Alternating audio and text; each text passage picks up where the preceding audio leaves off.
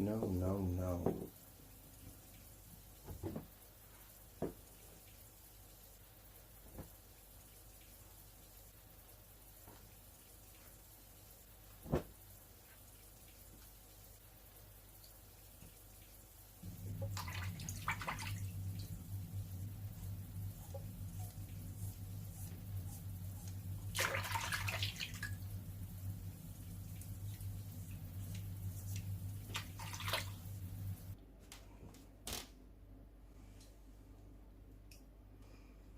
Greetings, my movie geeks.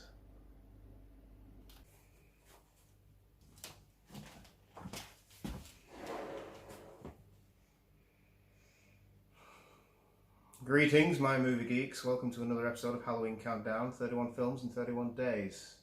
Tonight, we watched Exorcist 3.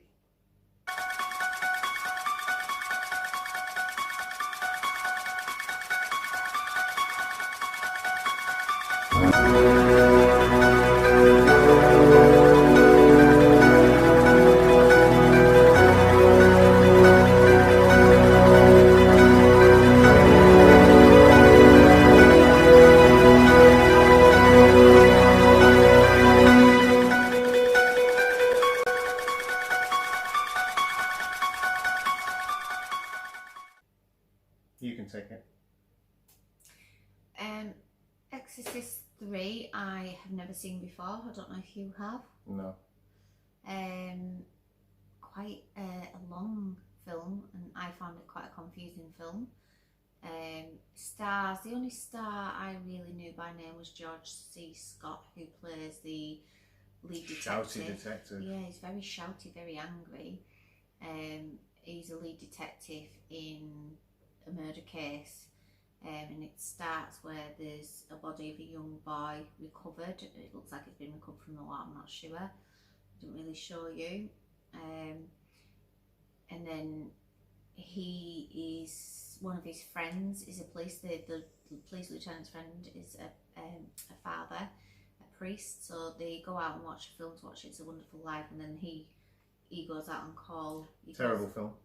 He goes back, A Wonderful Life, give over. So he gets the call, he sees this boy, but they've been having dreams. I can't remember who was having the dreams, do you? So one of them was having dreams of a boy, falling. Yeah, like a boy, and it was the boy who was murdered.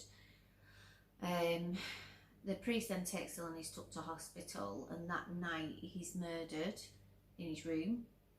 So George C. Scott investigates, obviously it's his friend, he's a policeman. And he's really upset, and I think that's why he's so angry in the film. But these murders that have been happening remind him of a case he investigated about 15 years earlier, which was the Gemini killings. And he said nobody knew to wheedle out the crackpots. They'd said that they cut off a certain finger and did something on the back. And he said in real life it was actually a different finger, and they did something on the palm of the hand. So someone came with the... Yeah, so lots of crackpots came forward, so there was, most people didn't know, but they believed that they'd got him and executed him. But these killings that were happening were the same sort of modus operandi, so I think he was really upset that he didn't know whether somebody had been sent to the electric chair for no reason. And obviously his friend had been killed, so he's in this hospital, isn't he? Which is a really weird place. It's like a psychiatric ward, isn't it? Yeah, the really horrible nurse. And he's trying to get to the bottom of it, and he comes across as one of the doctors tells him about a patient that wandered in with amnesia basically 15 years earlier. And he'd been catatonic, but then recently he'd become lucid, and he was claiming to be the Gemini killer.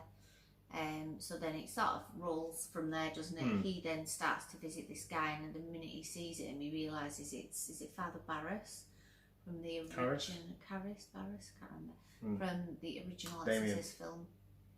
Yeah, but then he changes a lot. Like, and the first shot of him, he's back, and as he's leaning forward, in the shadows, his and face his white looks face. really demonic. It's a really good shot, actually. There's a couple of shots in the film when you see the guy, and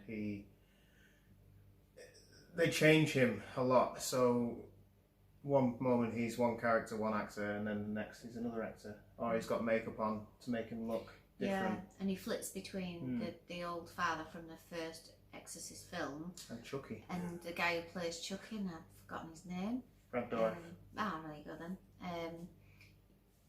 And I just found it personally as a very confusing film.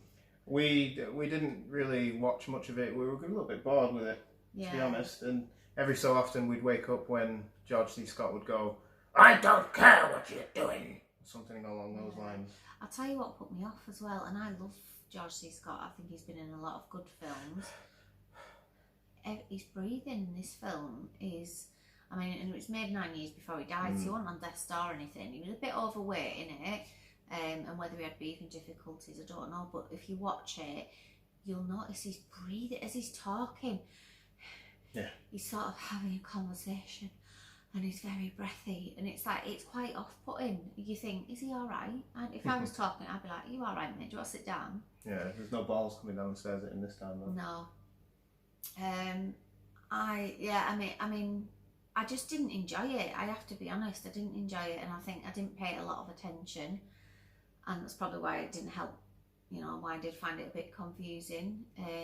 But it is basically just these murders happening, and what it is, he's taking over. The demons coming out and taking over other people, like able-bodied people at the hospital who are committing the murders, and so that's why they can't find the right fingerprints that match up. He says that people who have mental health issues are easier to manipulate and take over. Yeah. So there's one point where a patient is taken over and then sent to the cop's house to kill his daughter. Yeah.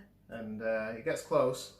It's quite a comical scene, really, because she's got the things, and it's almost like a quickly move out of the way and snap. Yeah, it's not a great. I don't think I didn't really enjoy it. You missed the second one last year. I watched it. I didn't enjoy that. Didn't really enjoy this. George C. Scott is acting his ass off, or is he just shouting? No, he's good actor. I do.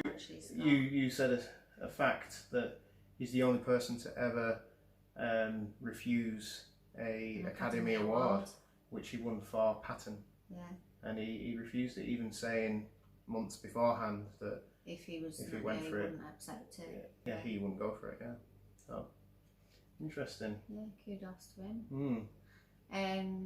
But yeah, I mean, this Barris they're using him because basically he was absolutely the Legion or whatever it is was furious. We are Legion. We are many. They were furious that he'd exorcised him out of Linda, whatever she's called, Blake, is it Linda Blair? Reagan. Linda Blair. Linda Blair, yeah. So, yeah, I don't know. Maybe I should watch it again. I'm not going to watch it. I don't think we'll watch it again, to be honest. We've seen. No, I know, but I'm just, I think, it didn't hold my interest, and I did find it confusing, and the dream sequences in it is just downright weird. Yeah, not for me, I'm afraid. Yeah, there was a scene in it where he's in heaven. Almost. It's a bit like a weird Rocky Horror Picture Show, you know, not Dream Seekers, but dance sequences in that. It was very strange. What would you give it?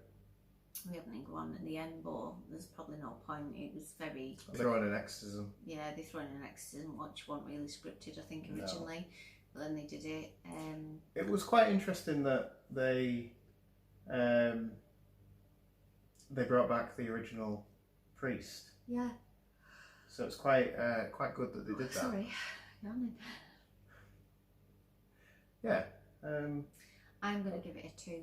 I think I'll give it a 1. I didn't really enjoy it. Tomorrow Nights is better. That's tomorrow.